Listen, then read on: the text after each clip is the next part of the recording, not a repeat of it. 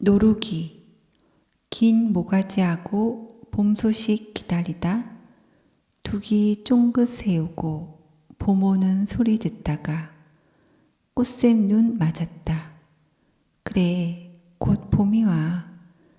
적막한 숲 하얀 눈나라에 어여쁜 생명 홀로 빛나다.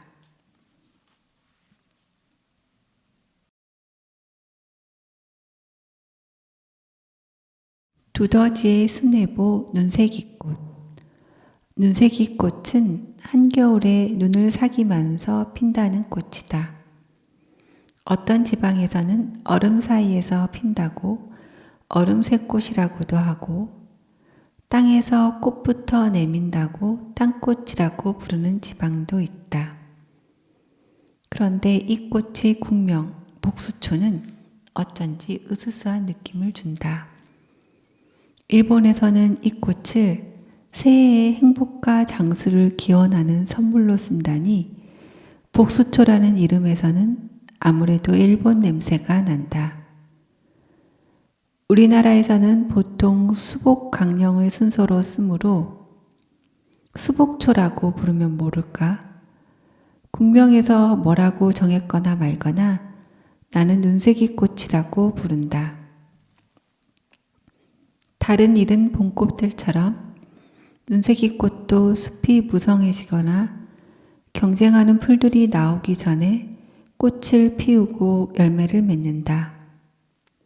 그러자면 영하의 추위와 몇 번의 봄눈을 견뎌내야 한다. 이 꽃은 수액에 글리세롤이라는 부동액 성분이 있어서 영하 10도를 밑도는 추위도 거뜬하게 이겨낼 뿐만 아니라 눈이 내리면 스스로 대사작용을 통해 열을 내서 주변에 눈을 녹인다. 옛날 하늘나라에 하느님의 외동딸인 예쁜 공주가 있었는데 하느님은 여러 신들 중에서 제일 충성스러우며 부지런할 뿐더러 가장 넓은 땅을 가진 두더지 신에게 공주를 시집 보내려고 했다. 공주가 두더지 신은 너무 못생겼다며 도망을 쳐버리자 하느님은 노여워서 공주를 노란 꽃으로 만들어 버렸다. 이 꽃 주변에 눈이 빨리 녹는 까닭은 두더지 신이 눈을 썰면서 이 꽃 주변에 눈이 빨리 녹는 까닭은 두더지 신이 눈을 쓸면서 공주의 마음이 돌아서기를 기다리기 때문이라고 한다. 눈새기 꽃은 햇볕이 나면 오목거울 모양으로 꽃잎을 펼친 다음 이 표면의 광택으로 햇볕을 반사시켜 꽃의 중심인 암술머리에 열을 모은다. 그리고 이 오목거울은 항상 태양을 향하도록 스스로 움직인다. 그렇게 모은 열이 주변 공기보다 암술 온도를 6도나 높게 해서 곤충을 불러 모으고 꽃가루 관과 종자를 성숙시킨다고 한다. 눈새기 꽃은 나뭇잎이 무성해져 숲에 햇빛이 들지 않으면 잎까지 완전히 사라져서 지상에서 볼 수가 없게 된다. 공주가 꽃이 되어서는 드디어 두더지의 정성에 감동했는지 2월부터 5월까지만 땅 위에 나와서 꽃을 피워 열매를 맺고 8달 가까이는 땅속에서 두더지하고 사는 모양이다.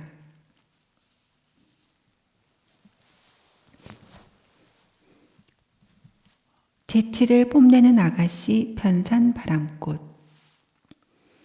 몰리에르는 인간의 위선과 허영을 풍자한 작품을 많이 남겼다.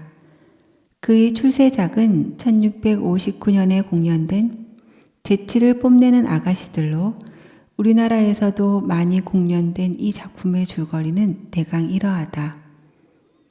프랑스의 어느 시골에 파리 귀족사회에 대한 동경으로 바람이 잔뜩 들어있는 화급 귀족의 딸과 그녀의 사촌 자매가 있었다. 스스로를 대단한 귀족 가문의 숙녀로 착각하고 있는 두 자매에게 신사 두 사람이 청혼을 했으나 하찮은 신분이라고 면박을 당한다.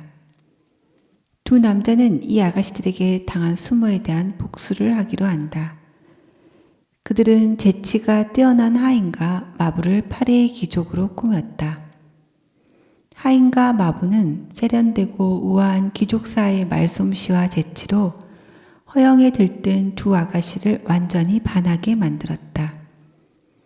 그 작업이 절정에 이를 무렵 그들의 주인이 현장을 덮쳐서 하인들의 귀족 옷을 벗기고 누더기 네일을 입은 초라한 모습을 드러내게 하여 두 아가씨를 웃음거리로 만들어 버린다. 너도 바람꽃이라는 이름이 붙은 꽃이 있다.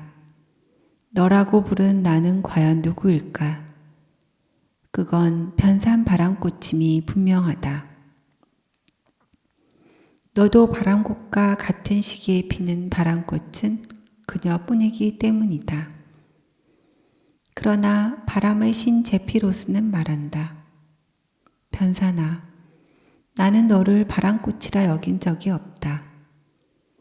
진정한 바람꽃은 일찍이 나의 아름다운 연인이었던 아네모네들 뿐이다. 결국 변산 아가씨는 바람꽃도 아니면서 바람만 잔뜩 들어가지고 큰 은총이나 베풀듯이 너도 바람꽃의 신분 상승을 시켜준 것이다. 우리나라에 자생하는 10여 종의 아네모네들과는 달리 이 두 가지 꽃은 너도 바람꽃 속으로 분류된다. 변산 바람꽃과 너도 바람꽃은 아네모네들에게는 없는 꿀샘을 가지고 있다. 꿀샘은 원래의 꽃잎이 변형된 것이고 꽃잎으로 보이는 것은 꽃받침이라고 한다. 변산과 너도는 바람의 신 제피로스가 아네모네들을 꽃피우기 전에 망신을 당한 시골 숙녀들처럼 바람과 함께 사라져 버린다. 변산 바람꽃과 너도 바람꽃은 보통 바람꽃들과는 다른 집안이라는 이야기를 하려다 보니 본의 아니게 두 꽃의 흉을 본 것 같아. 꽃이나 사람이나 귀하고 천한 차별이 어디 있겠는가. 억지로 귀하게 보이려 하면 오히려 천박해진다.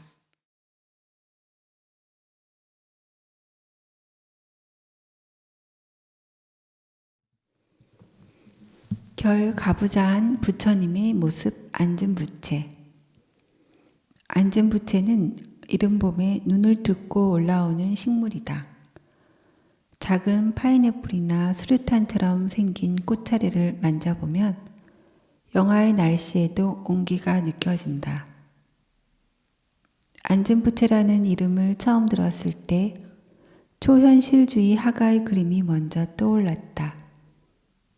살바도르 달리의 그림 기억의 영속성에서 시계 문자판이 치즈 녹은 듯이 테이블 모서리에 늘어져 있거나 젖은 빨래처럼 나뭇가지에 걸려있는 장면이었다.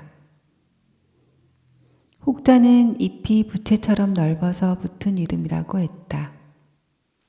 달리 같은 화가라면 니은자로 앉은 부채를 그릴 수도 있겠으나 부채가 앉았다는 뜻의 이름은 아무래도 억지스럽다. 그러나 경상도 사람들이라면 앉은 부채를 쉽게 이해할 것 같다.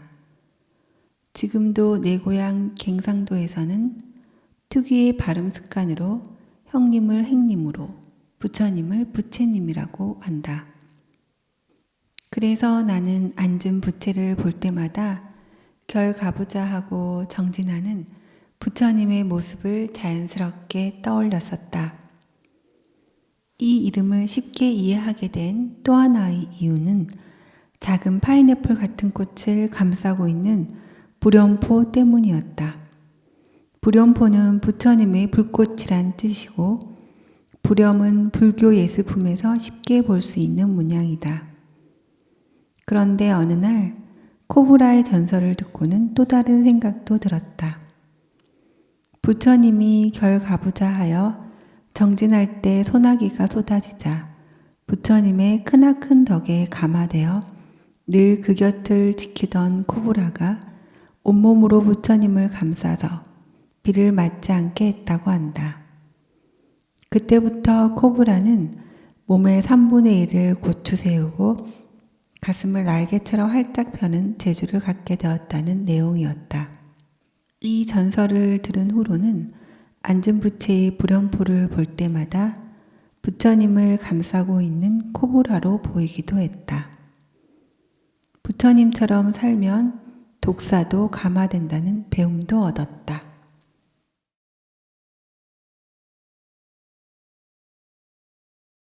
기나긴 밤들의 꿈이 아로 새겨진 괴불 주머니. 얼음이 녹은 골짜기에는 작은 바람꽃들이 먼저 핀다. 그 다음에는 노루기, 중의 무릇, 애기 괭이밥들이 피지만 이들은 너무 작아서 봄의 풍경을 거들지 못한다. 이른 봄 산골짜기에서 가장 먼저 봄을 보여주는 꽃은 노란 꽃을 화사하게 피우는 산괴불주머니일 것이다. 그 이름이 오랫동안 궁금하였던 차에 인사동의 장신구 박물관에서 우연히 괴물주머니를 만났다.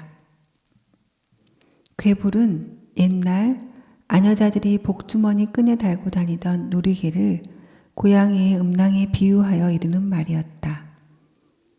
괴는 고양이의 옛말이고 불은 불화를 일컫는다. 괴불은 색 헝겊을 삼각형 주머니 모양으로 만들어 속에 솜을 도톰하게 넣고 술을 놓아서 쇠기에 붉은 수술을 단 것이다. 이때 뾰족한 쇠기는 삼재를 누른다는 벽사의 의미, 즉 요사스러운 귀신을 물리친다는 뜻이다. 우리 어머니와 고모들 세대는 밤마다 정성스레 술을 놓아가며 베갯머리며 복주머니, 놀이개, 밥상부, 개불주머니 같은 혼수를 시집가기 몇 해 전부터 준비했다. 자기의 배필이 누구인지도 모르고 언덕 너머 파랑새를 꿈꾸며 한 땀 한 땀 술을 놓던 그 기나긴 밤들이 무척 행복했으리라. 우리 주변에서 괴불주머니가 사라진 것은 반세기쯤 되었을 듯하다. 내가 어릴 때만 해도 사진틀 밑의 괴불을 본 기억이 어렴풋이 난다. 그 무렵에는 흑백 사진들을 조각보처럼 짜맞춘 액자가 집집마다 걸려 있었다. 이 액자를 밑에서 고이는 못이 보이지 않게 하고 집안의 삼대를 막으려고 못 위에 괴불주머니를 얹었다고 한다.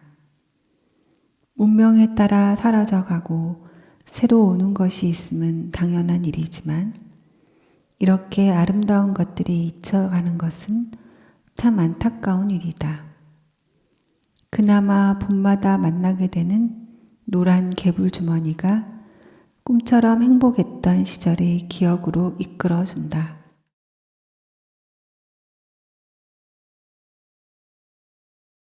언 땅에 피는 불꽃, 붉은 대극. 붉은 대극은 눈이 녹을 무렵 언 땅을 뚫고 불꽃 같은 싹을 틔운다. 그리고 개감수 흑대극 같은 대극 가문의 형제들이 뒤따라 나온다. 추위가 채 물러가지 않을 때 서둘러 나오는 붉은 대극과 개감수는 온통 붉은색의 싹을 틔웠다가 점차 밝은 녹색으로 변한다. 대극은 큰 창이라는 뜻의 이름으로 섬뜩한 느낌을 준다. 대극은 원래 한약재로 쓰이는 이 식물의 뿌리를 일컫는데 매우 맵고 써서 인후를 자극하기 때문에 붙은 이름이다. 대극은 이뇨, 해열, 해독 작용이 탁월하나 독이 강하므로 허약한 사람이나 임신부에게는 사용하지 못한다고 한다. 버드로치나 우독초 같은 대극의 다른 이름들도 이 식물에 상당한 독성이 있음을 암시하고 있다. 대극은 배상화서라는 특이한 꽃차례를 가진다. 한자 뜻을 보면 잔 모양의 꽃차례로 대극가의 식물들에서만 나타난다. 이 꽃차례는 매우 복잡하지만 살펴보는 재미가 아기자기하다.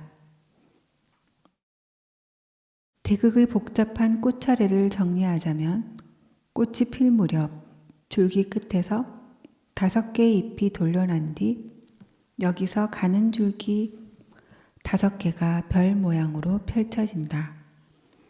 이 5개의 줄기 끝마다 3개의 잎이 나와 큰 꽃받침이 된다.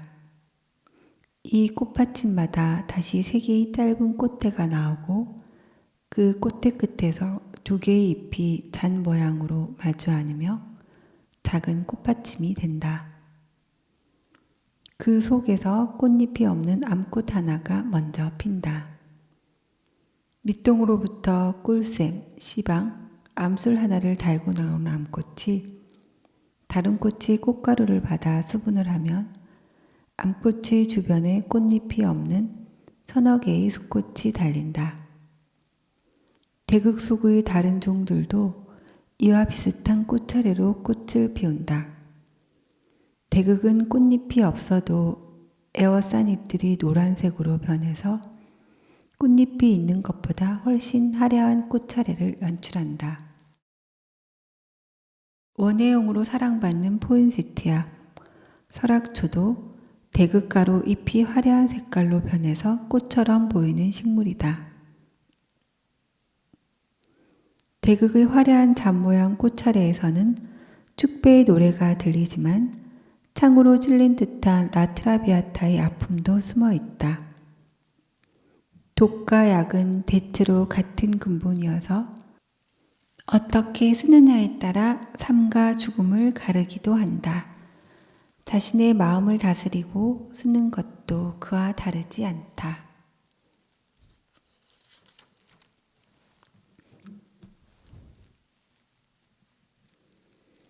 고향을 잃어버린 꽃 모데미풀. 고향이 사라진 사람들이 있다. 사람들이 도시로만 나가 살아서 두메산골의 작은 마을들이 사라졌기 때문이다. 모데미풀은 고향을 잃어버린 식물이다. 모데미풀은 기준 표본을 남원군 운봉면, 현재 운봉읍의 모데미에서 채집한 데서 유래되었다지만 지금 그 지명은 없다. 모데미풀이 살던 마을도 사라졌다. 국가생물종 지식정보 시스템에 등록된 모데미풀 표본 채취 지역 232군데는 대체로 백두대간의 덕유산 이북, 낙동정맥, 한북정맥의 높은 산들과 한라산 자락에 있었다. 지리산 지역에서는 표본을 채취한 곳이 단 한 군데도 없었기 때문에 1930년대에 이 식물의 기준 표본을 채집한 이후 80여 년 동안의 환경 변화로 사라지지 않았을까 우려된다. 그것이 사실이라면 지리산 일대에서 모데미 풀을 찾아서 모데미 마을을 거꾸로 더듬어 찾아가기도 어렵겠다. 내가 어릴 적에는 동네 사람만 아는 작은 동네 이름이 있었다. 이를테면 윗동네는 운모태, 운모퉁이, 아랫동네는 아랫모태, 동네 어귀는 세모태라고 부르는 식이다. 이런 방식은 방방곡곡마다 흔했던 이름이지만 이제는 거의 사라졌다. 지리산 자락의 모데미도 그렇게 사라진 이름들 중의 하나일 것이다. 모데미 풀은 지구상에서 우리나라에만 있는 일속일종의 특산 식물이다.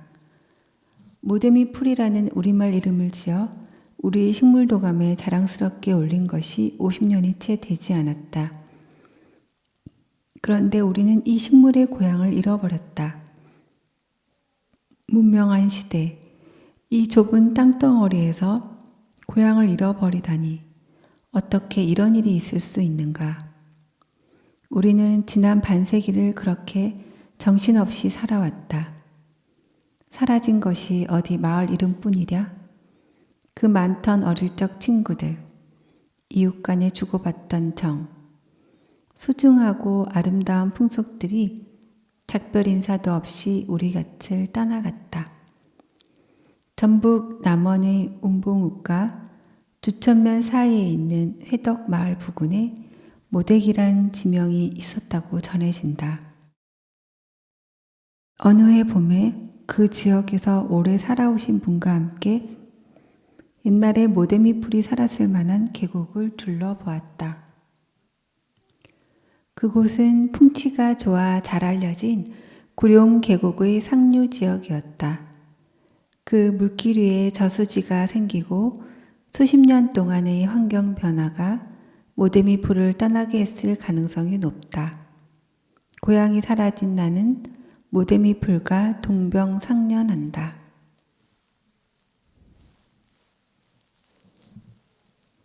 중들의 신통력을 보여주는 중의 무릇. 사내 아이들이서 입씨름을 하고 있다. 너네 아빠 목사라면서? 야, 목사가 뭐야? 목사님이지. 목사가 목사지 왜 목사님이라고 해야 돼? 그럼 스님은 스냐? 두 아이의 말이 다 일리가 있다. 국어사전에 목사란 말은 있어도 목사님이라는 말은 없다. 그 반대로 스님이라는 낱말은 있지만 스라는 말은 없다. 스님을 낮추어 부르는 말은 중이다. 무릇이란 물기가 많은 땅 위라는 뜻의 물웃에서 유래된 말로서 늦여름에 분홍색 꽃이 피는 무릇이라는 식물 이름이기도 하고 파, 마늘 같은 백합과의 구근을 일반적으로 지칭하는 뜻도 있다. 불가에서는 파, 마늘, 부추처럼 양기를 돋우는 채소를 먹지 않으므로 중의 무릇이란 절에서 먹어도 되는 무릇이 아닐까 추측할 따름이다. 이 식물을 얼핏 보면 잎에서 줄기가 나와 꽃을 피운 것처럼 보인다. 보통 식물은 줄기에서 잎이 나오는데 중의 무릇은 잎이 줄기를 싸고 있다가 중간쯤에서 슬며시 꽃줄기가 나온 듯한 특이한 형상이다. 이 풀을 보고 있자니 슬며시 불경스러운 생각이 들었다. 중이 되어 세월이 흐르면 대사나 큰 스님이 되는 분이 있고 어떤 이는 땡초나 똘중의 호칭을 얻기도 하는 것은 대중이 불경스러운 것이 아니라 각자의 엿보일 것이다. 내 고향에는 옛날 대사님이 지팡이를 꽂아 놓은 것에 잎이 나고 수백 년 동안 살아서 고목이 되었다는 나무가 있다.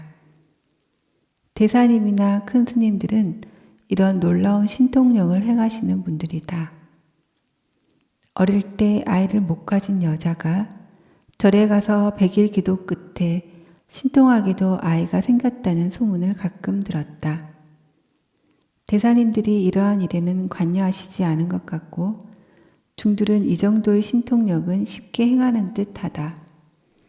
느닷없이 잎에서 튀어나온 듯한 꽃줄기에서 중들의 신통력이 느껴지는 꽃이 중의 무릇이다. 맛이 아리고 가슴이 아린 나물, 동이나물. 봄이 되면 숲속 물가에 동이나물 꽃이 노랗게 핀다. 이 나물은 잎이 곰치나 머위를 닮아서 한눈에 봐도 먹음직스럽다. 그러나 이른 봄에 나오는 식물들은 대체로 독성이 있다. 잘 살아보려고 언 땅을 뚫고 힘겹게 고개를 내밀었는데 겨우내 신선한 야채에 굶주렸던 초식 동물들이 날름 먹어치우면 그보다 황당한 일이 없을 것이니 독성을 품는 것이 당연하다. 그런 이유로 이 동이나물은 짐승은 못 먹지만 사람은 먹는다. 사람들은 아주 오래전에 이런 나물을 해독해 먹는 방법을 알아냈기 때문이다. 이른 봄에 나오는 식물일수록 약간의 독성이 있는데 옛 사람들은 그것을 쌉쌀하다거나 아리다라고 말했다. 아리거나 쌉쌀한 맛을 부드럽게 하고 독성을 없애는 전통적인 방법이 4가지가 있다.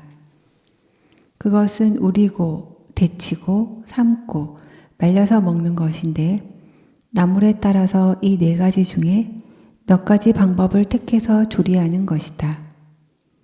동이나물은 물동이에 며칠 담가 놓으면 독성이 빠진다고 한다. 그리고 동이나물을 동이나물이라고 부르는 지방이 있는 걸 보면 아무래도 동이나물은 물동이에서 유래된 이름일 거라는 생각이 든다.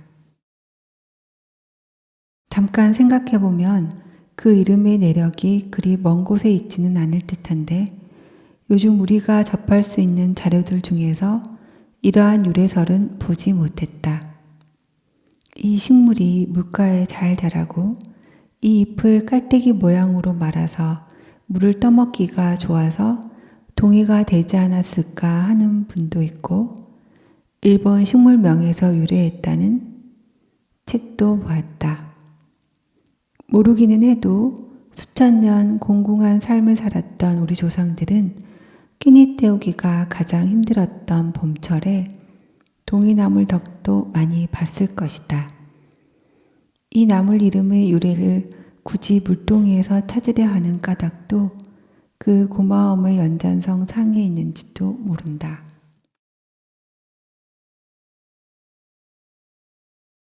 내가 뽑은 군자 보추나. 보추나는 봄을 알리는 꽃이라는 뜻이다. 이 꽃 이름에서는 캐캐 묵은 불평등주의가 엿보인다. 보추나 이전에 이미 연함은 가지의 꽃이 봄을 알려줬는데 그들은 꽃도 아니라고 무시해버린 의심이 들기 때문이다.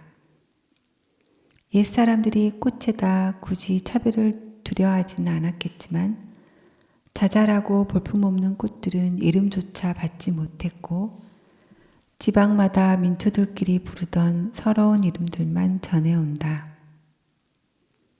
반면에 특별히 귀하게 여겨진 꽃이나 식물들이 있었다.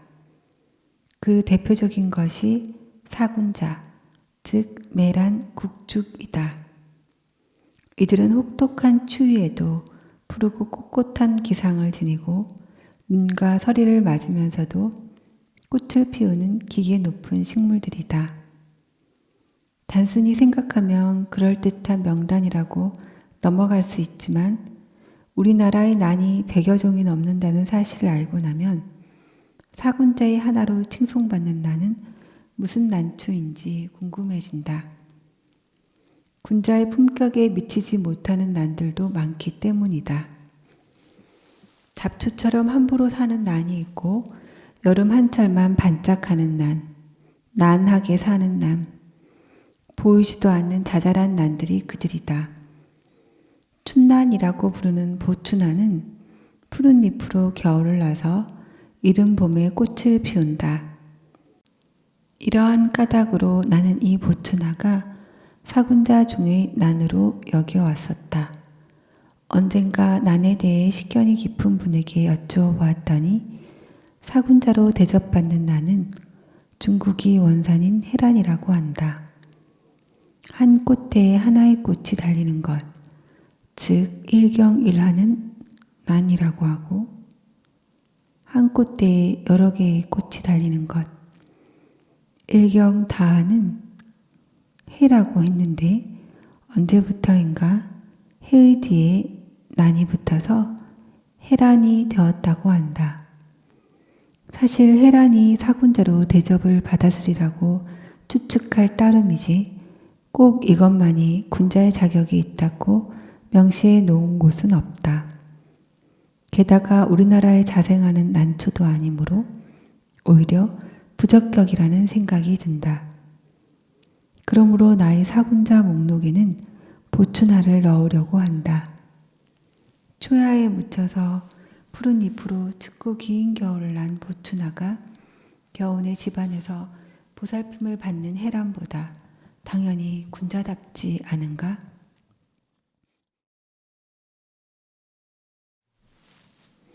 억울한 이름을 얻은 개별꽃. 개별꽃만큼 억울한 이름을 얻은 식물도 없을 것이다. 별꽃들보다 꽃도 크고 무리지어 피는 모습도 아름다워서 사랑을 많이 받는 꽃인데도 그 이름에 볼성사납게 개라는 접두사를 뒤집어 썼으니 말이다.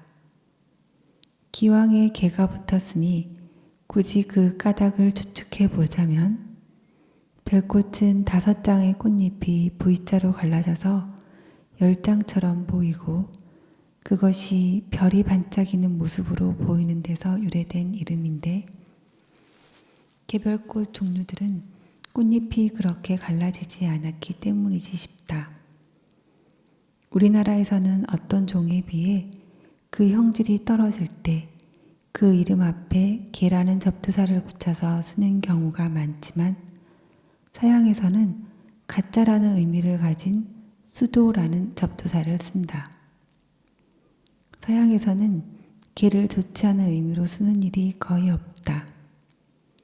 유목과 수렵을 주로 하던 서양인들에게 개는 사냥의 동반자이며 가축을 돌보는 보조자였기 때문에 개를 인간의 가장 친한 친구라고 불렀다.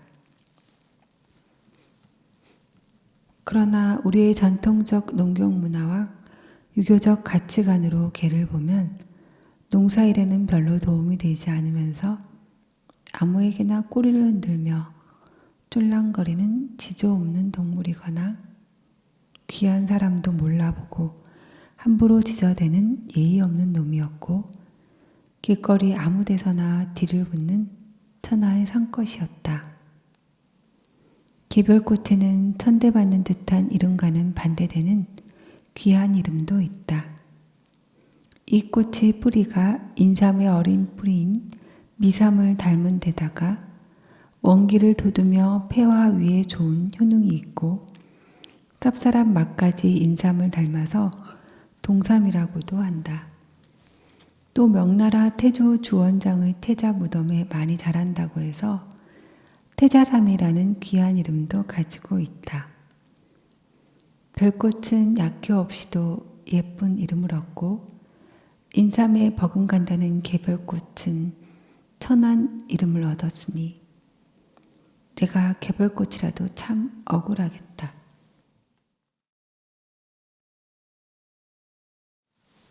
우리나라에는 괭이눈이 없다. 괭이눈은 이른 봄에 노랗고 작은 꽃들을 피운다.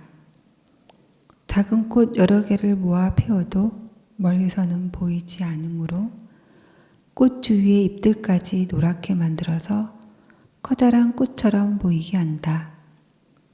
이들은 어두운 갈색 계곡에서 고양이의 눈처럼 노랗게 빛난다. 그런데 우리나라에는 괭이눈이 없다고들 한다. 분리학적으로 말하자면 괭이눈은 수술이 4개인데 비해서 우리나라에 사는 괭이눈들은 거의 수술이 8개다. 나 역시 수술이 4개인 괭이눈은 아직까지 본 일이 없다. 그러니까 괭이눈은 특정 식물의 이름이기는 하지만 우리나라에서는 무슨 괭이눈이라고 부르는 식물들의 집합 명사로 쓰이는 편이다. 우리나라의 표준 식물 목록에는 11가지나 되는 괭이눈이 있다. 이들의 면면과 설명들을 훑어보니 여간 공부에서는 알 것 같지도 않고 학자들마다 견해 차이가 많아서 그냥 괭이눈 정도로만 알기로 했다. 그런데 누가 보더라도 형태의 차이가 뚜렷한 애기 괭이눈이나 선 괭이눈, 노란색이 눈부신 금 괭이눈은 가끔 아는 척 하기는 한다. 괭이눈들이 씨앗을 퍼뜨리는 방법이 흥미롭다. 괭이눈들은 보통 4월에서 5월에 꽃을 피우고 5월에서 6월 무렵에 작은 술잔에 씨앗이 담겨있는 모양으로 결실을 한다. 그러다가 어느 날 비가 내리면 빗방울이 작은 술잔에 떨어져서 그 씨앗들이 튕겨나가는 희한한 방법으로 종자를 퍼뜨린다. 비가 오는 날에는 물줄기를 따라 씨앗을 멀리 보낼 수 있고 물기가 마르지 않은 땅에 정착할 가능성도 높을 듯하다. 괭이눈을 보노라면 묘심이라는 말이 생각난다. 묘심은 사회학자인 최재석 선생이 한 말로 고양이의 마음은 호기심, 자존심, 고독을 즐기는 마음이며 학문을 하려는 사람은 모름지기 묘심을 본받으라고 했다. 이런 묘심을 본받으려는 정성이 모자라니 나는 괭이 누님들 이름 하나 제대로 모른다.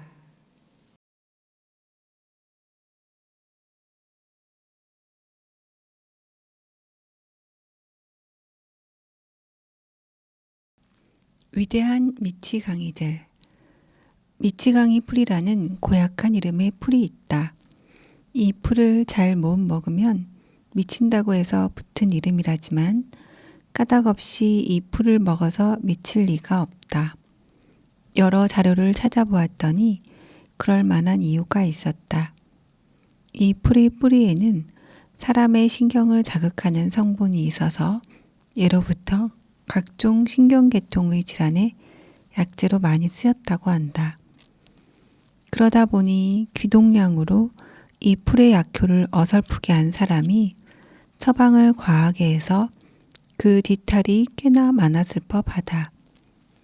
군대에 갔다 온 사람이라면 신경작용제의 공격을 받았을 때 아트로핀 주사로 응급조치를 하는 것을 배웠을 테고 3번 이상 사용하면 위험하다는 주의도 받았을 것이다.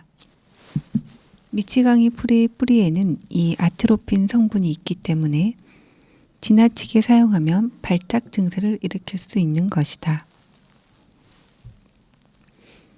미치광이는 옛날에는 주로 정신병자를 지칭했지만 매니어라는 말이 자랑스럽게 쓰이는 요즘에는 완전히 몰입한다는 좋은 의미로 더 많이 쓰이는 것 같다. 두 가지 경우 모두 정신의 불균형한 쏠림 현상은 같은데 전자는 파괴적이고 무가치한 일에 집착을 보이는 증세이고 후자는 창조적이고 보편적인 가치에 집중한다는 점에 차이가 있다. 생전에는 미치광이로 불린 천재들이 많았다. 고우 같은 화가는 사후에라도 그 위대함을 평가받았지만 세상에서 가장 아름다운 성을 지은 루드비 2세는 지금도 여전히 미치광이 왕으로 회자되고 있다. 그는 19세기 말 독일 남부에 위치한 작은 공국의 왕이었다. 바그너의 음악에 심취했던 그는 국고를 탕진해 가면서 그 음악에 걸맞은 세상에서 가장 화려하고 아름다운 성을 지었다. 사람들은 그를 미쳤다고 했고 왕은 그것을 견디지 못했는지 어느 날 성 앞의 그림 같은 호수에서 죽음으로 발견되었다. 그러나 오늘날 그가 세운 백조의 성은 디즈니랜드의 모델이 되었고 수많은 동화의 무대가 되어 세계 어린이들의 꿈을 키워준다. 그리고 독일 최고의 관광 명소가 된 그 지방 주민들은 세계에서 끊임없이 찾아드는 관광객 덕에 풍요롭게 살고 있다. 이처럼 누군가가 제대로 미쳐야만 세계적 걸작이 탄생한다. 나도 들꽃에 제대로 미쳐보려고 이 풀을 뜯어먹어 보았지만 별 효과가 없는 듯하다.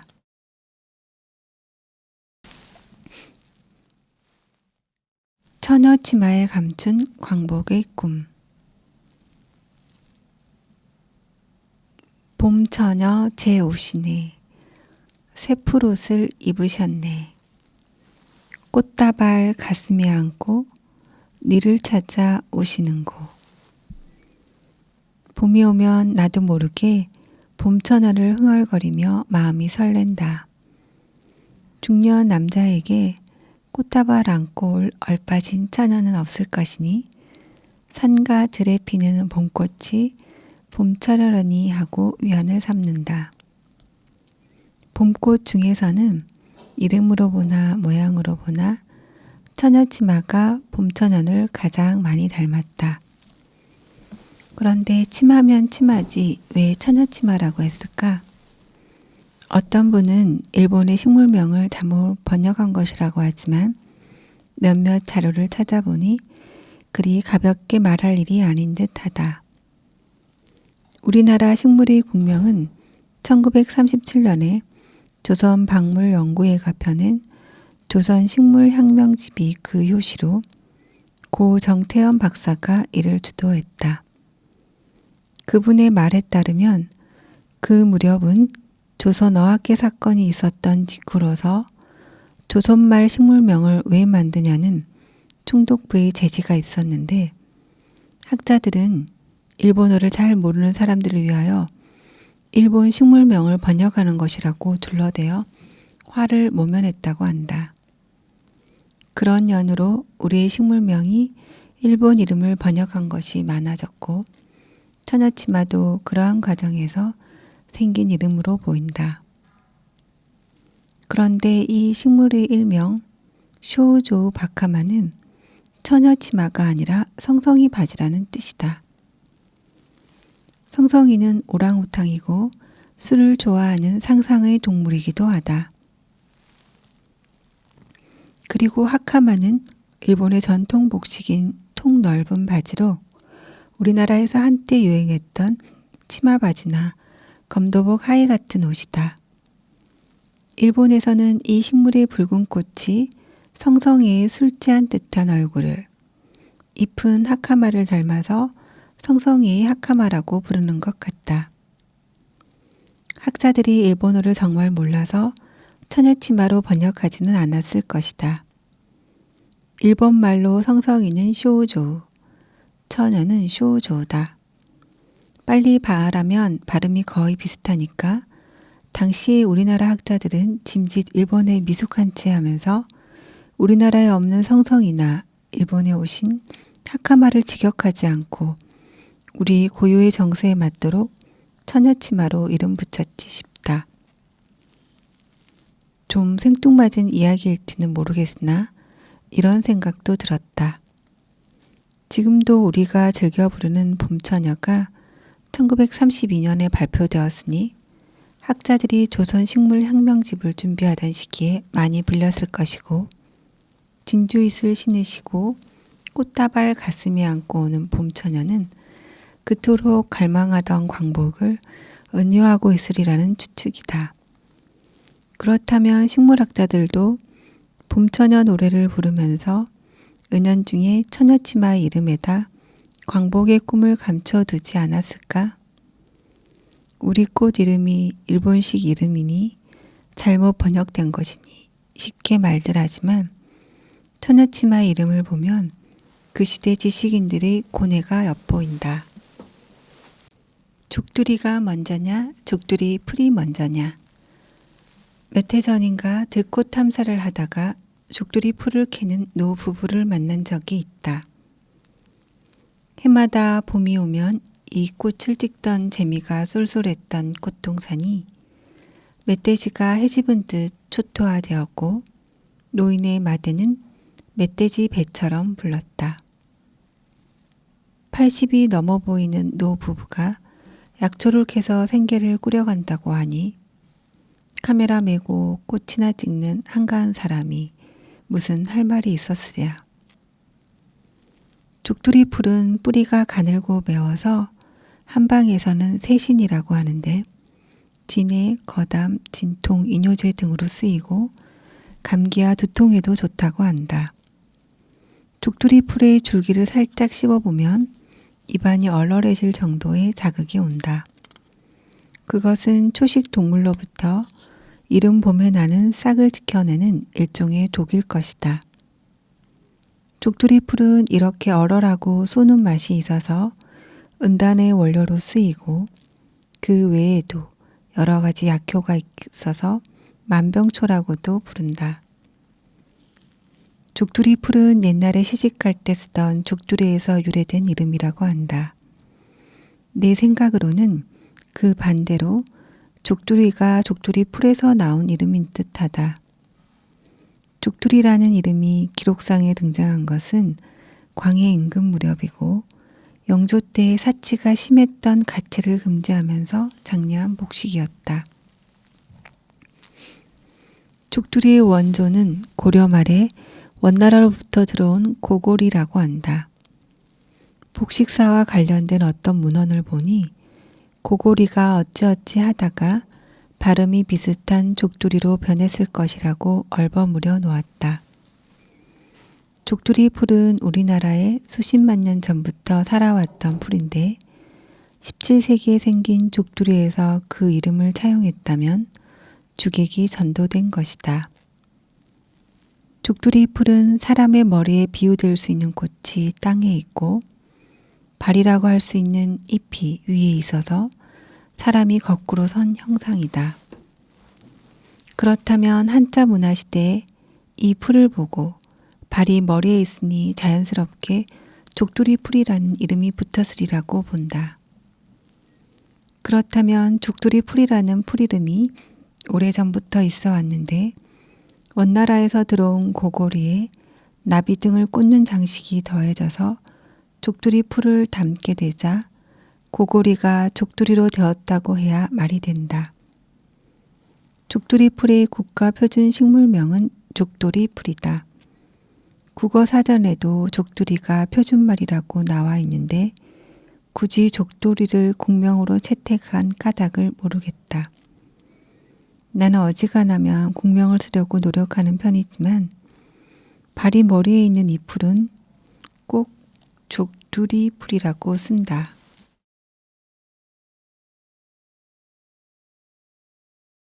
새 얼굴의 여인 얼레지. 얼레지는 하루에 3번 모습이 변한다. 아침에는 다소곳이 꽃잎을 오므린 16 소녀였다가 낮에는 꽃잎을 활짝 뒤로 열어 젖힌 열정의 여인이 되고 황혼 무렵에는 엘레지의 주인공처럼 슬픈 모습이 된다. 얼레지는 봄볕이 따뜻해지면 꽃잎을 한껏 열어 젖힌다. 그 모습은 치마가 활짝 들쳐진 마를린 먼로의 요염이고 치맛자락을 쳐들고 다리를 번쩍번쩍 들어올리는 캉캉의 무이다. 청순한 소녀가 이렇게 변신하는데 30분이 걸리지 않는다.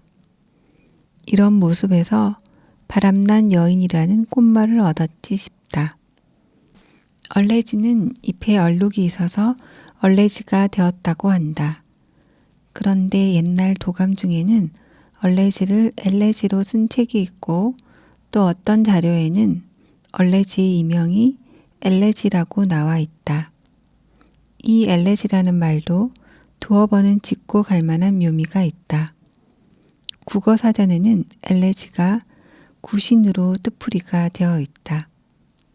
그 꽃봉오리의 색깔과 크기가 숙회의 거시기와 아주 닮아서 얼레지와 다른 의미로 엘레지라는 이름을 얻은 듯하다. 영어권에서는 얼레지를 도그투스라고 부른다. 꽃 가운데의 짙은 자주색 무늬가 개의 치아를 닮았는데 이 무늬는 곤충을 꿀샘으로 안내하는 유도선이라고 한다. 우리말 엘레지와는 관련이 없는 불어의 엘레지는 슬픈 노래나 죽은 사람을 연모하는 노래이다. 발음이 비슷한 탓인지 얼레지에는 엘레지의 슬픔도 보인다. 소오르시 진달래꽃이 사뿐히 지려밟고 가시옵소서란 대목에서 분홍색 꽃잎이 지려밟히는 비장미가 얼레지에도 내재하는 듯하다. 얼레지에는 청순하고 어여쁜 소녀의 모습이 보이는가 하면 봄꽃이 여왕이라는 찬사 뒤로 바람난 여인이라는 소문도 있고 눈비 맞고 시든 모습은 버림받은 여인 같기도 하다. 얼레지에는 이처럼 복자 미묘한 여인의 모습이 혼재한다. 청순함 뒤에 감추어진 열정, 우아함으로 포장한 천박함, 화려한 날의 환희와 모든 것이 지나간 다음의 비련. 얼레지의 모습에서 그런 이중성들이 보인다. 병의 근원을 신기하게 찾아내는 현오색. 눈이 녹은 봄 계곡에는 현오색이 먼저 잔치를 벌인다. 우리나라에는 20가지가 넘는 현오색이 있고 그 색깔도 다양해서 분홍, 하늘, 연보라, 자주, 흰색과 이 색들이 오묘하게 혼합된 것도 많다. 물이 지어 핀 현오색의 옅은 꽃잎 뒤에 햇살이 비치면 그 이름처럼 현란하고 호화로운 색의 대향연이 펼쳐진다. 그런데 정작 한자로는 현오색으로 표기한다. 현오색의 현란한 색상과는 전혀 다른 의미다. 검을현, 오랑캐호, 찾을 색. 검은 오랑캐를 찾는다. 어디에도 설명이 나와 있지 않은 수수께끼 같은 이름이다. 애써 그 의미를 찾아보았다. 현오색은 뿌리를 한약재로 쓰며 약재 이름이 현오색이었다. 현오색은 복통이나 치통의 진통제로 많이 쓰일 뿐만 아니라 혈행을 좋게 하고 타박상에도 치료 효과가 있다고 한다. 현오색의 여러 가지 한약재를 첨가해서 만든 활명수는 우리나라 최초의 현대의약품으로서 100살이 훨씬 넘었다. 이런저런 사실을 엮어 내가 풀이한 현오색의 뜻은 다음과 같다. 우리 몸에 침입한 병용군을 오랑캐로 간주하고 검을 현자는 깊고 오묘함으로 현오색은 몸속 깊이 진입한 오랑캐를 찾아 물리치는 약 또는 병증을 잘 찾아내는 신비한 약이라 할 수 있다. 억지스럽지만 이렇게 식물의 이름을 의미로 받아들이면 1000가지나 되는 꽃 이름을 쉽게 기억하고 친해지기가 쉽다. 요즘은 좋은 약이 많아서 자주 쓰이지 않지만 현오색은 여전히 신비한 치유의 은사를 베풀고 있다. 맑게 개인 봄날 이른 아침에 숲을 찾았다. 현오색은 꽃잎마다 무수한 빗방울을 달고 찬란하게 반짝였다. 그곳이 천국의 꽃밭이었다. 마음의 병과 육신의 병을 다 치유해 줄 것 같은 신비로운 행복감이 온몸을 휘감았다.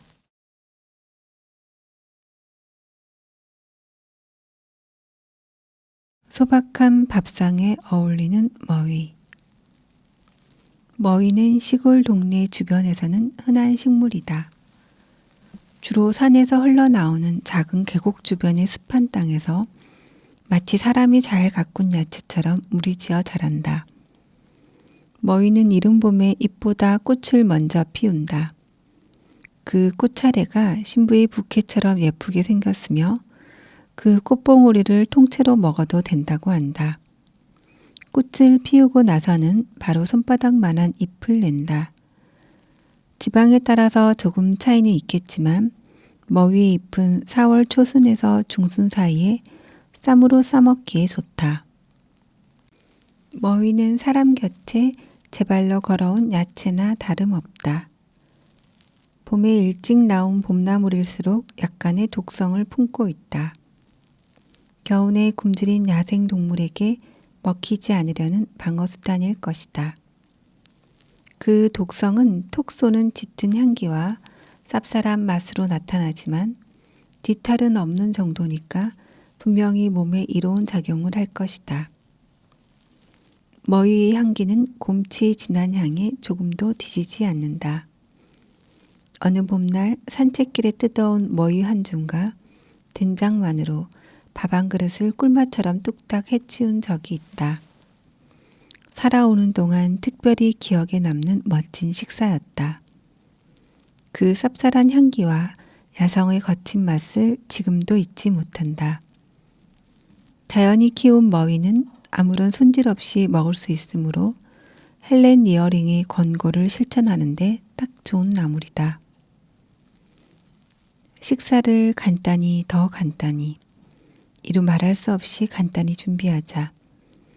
그리고 거기서 아낀 시간과 에너지는 시를 쓰고 음악을 즐기고 자연과 대화하고 친구를 만나는 데 쓰자. 헬렌 리어링의 소박한 밥상 중에서 추억의 빨간 주머니 금낭화. 금낭화는 야생화답지 않게 화려한 꽃이다. 깊은 산에서 이 꽃을 만나면 화단에서 많이 보던 꽃이 어떻게 이곳에 오게 되었을까 하고 잠시 혼란에 빠진다. 절의 하단에 심은 이 꽃은 특별한 의미로 느껴질 때가 있다. 불가의 최고 명절인 4월 초파일 무렵에 이 꽃이 활짝 피면 그 어떤 연등보다도 아름다운 연등이 되기 때문이다. 금낭하란 비단주머니 꽃이라는 뜻이다. 나는 비단주머니에서 나온 세뱃돈을 받은 세대다. 1960년대 초만 하더라도 시골 할아버지 할머니들은 거의가 빨간 비단주머니를 차고 다녔다. 세배를 하면 집안 어른들은 세뱃돈을 주었고 다른 집에서는 떡국이나 설음식을 내왔다. 어느 해 설날 세뱃돈으로 17원을 받았던 기억이 난다.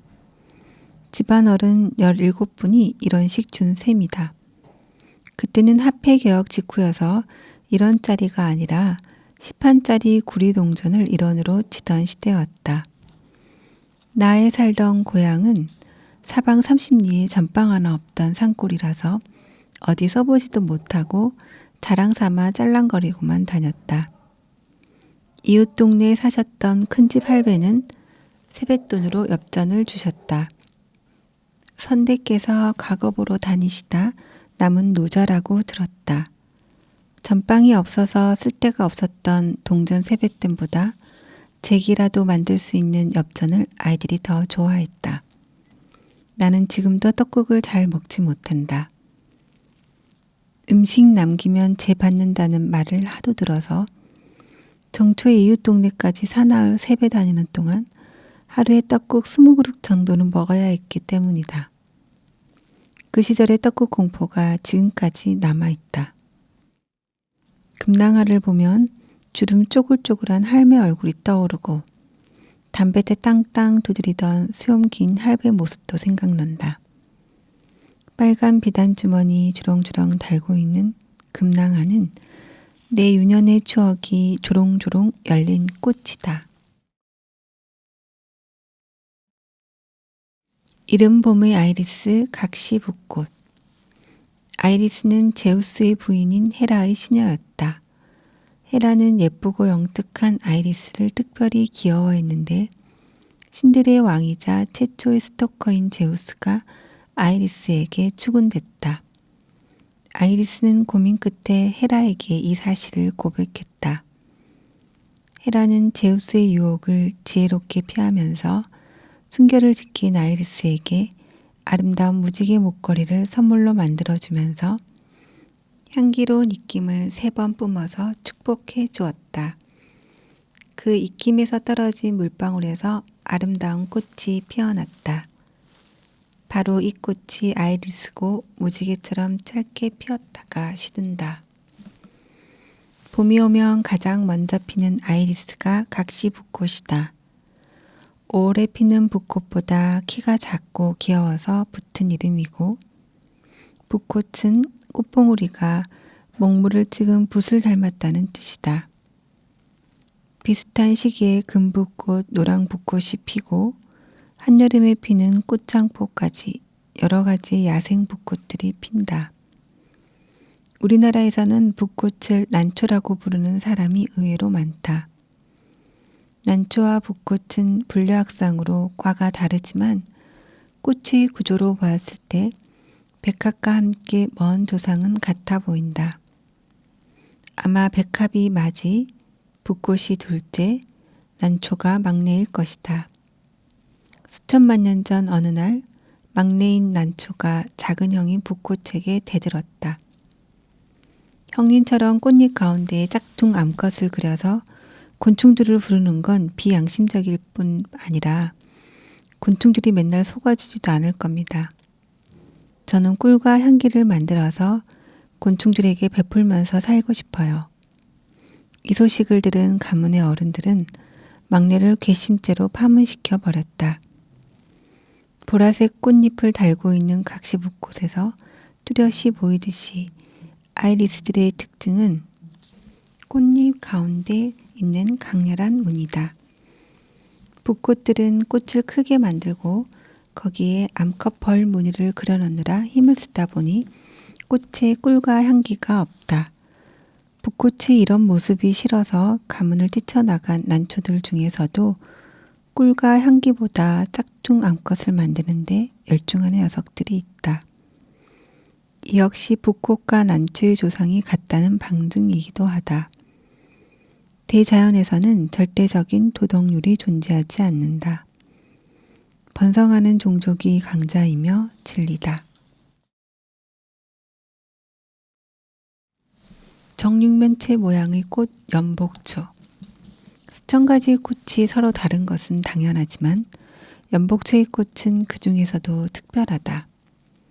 이 꽃 차례는 정육면체인데 옆면에 4개, 윗면에 1개, 합해서 모두 5개의 꽃을 달고 있고 아래쪽 한 면은 꽃줄기가 들어가는 방향이므로 꽃이 없다. 그 중에 4개의 꽃은 서로 등을 맞대고 동서남북을 보고 핀다. 나머지 꽃 한 송이는 위에 얹혀서 하늘을 향한다. 이 5개의 꽃들은 서로 직각을 이루며 피는 셈이다. 이 꽃에서 더욱 재미있는 것은 옆을 보고 피는 꽃 4개는 꽃잎이 5장, 수술이 10개, 암술머리가 5개인데 비해서 위에서 하늘을 보고 피는 꽃 한 송이는 꽃잎이 4장, 수술이 8개, 암술머리가 4개로 갈라진다. 이 꽃은 복수초가 진 다음에 연이어 피는 꽃이라서 연복초라고 부른다는 유래설이 있지만 그 근거가 빈약하다. 5개의 꽃이 연달아 붙어 있는 이 특별한 꽃 모양을 볼 때 연복초가 오히려 의미가 있다. 음양 오행 사상의 영향 때문인지 동양인들은 5라는 숫자에 여러 가지 좋은 의미를 부여한다. 5개의 꽃이 한 꽃 차례를 이루는 이 꽃을 중국에서는 오복초라고 부르며 북한명 연복초는 그와 같은 맥락으로 보인다. 흔히 말하는 오복은 중국의 고전인 서경에 나오는 말로 사람의 일생을 통해 누릴 수 있는 5가지 복이다. 그 첫째는 수, 오래오래 살아서 천수를 다하는 것이고, 둘째는 부, 남에게 피해를 주지 않고 모든 불편하지 않을 만큼의 재물이고, 셋째는 강령, 몸과 마음이 건강하고 깨끗하게 살아가는 것이며, 넷째는 유호덕, 남에게 베풀기를 좋아하고 평안하게 사는 것이고, 5째는 고종명, 죽음에 임해 편안하게 삶을 마치는 일이다. 서경에 나오는 오복은 결코 행운이나 횡재를 뜻하는 것이 아니라 그 사람이 살아온 삶의 결과로서 개연성이 크다.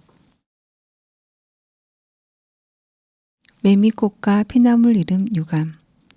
매미꽃과 피나물은 아주 비슷한 식물이다.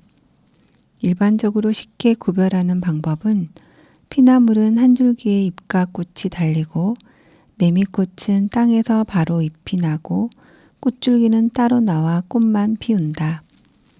식물 분류학의 문외한인 나로서는 이렇게 비슷한 식물을 다른 속으로 분류한 이유를 납득하지 못한다. 게다가 매미꽃은 한국 특산 속으로 일속일종의 식물이라고 하면서 일본에도 분포한다고 하니 어리둥절하기만 하다. 이렇게 분류한 사람이 바로 낙하이다. 그는 금강초롱꽃 속을 한국 특산 속으로 분류하여 박사학위를 받았고 그 종소명에 그를 출세시켜준 하나무사의 이름을 붙여 보온한 사람이다.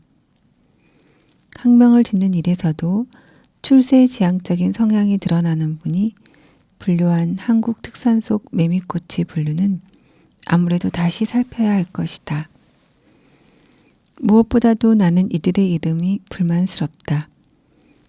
피나물이라는 이름의 유래는 줄기를 자르면 핏빛의 유액이 나와서 붙은 이름이라고 하지만 사실 그 유액은 주황색에 가깝고 매미꽃의 유액 색깔이 훨씬 핏빛에 가깝기 때문이다.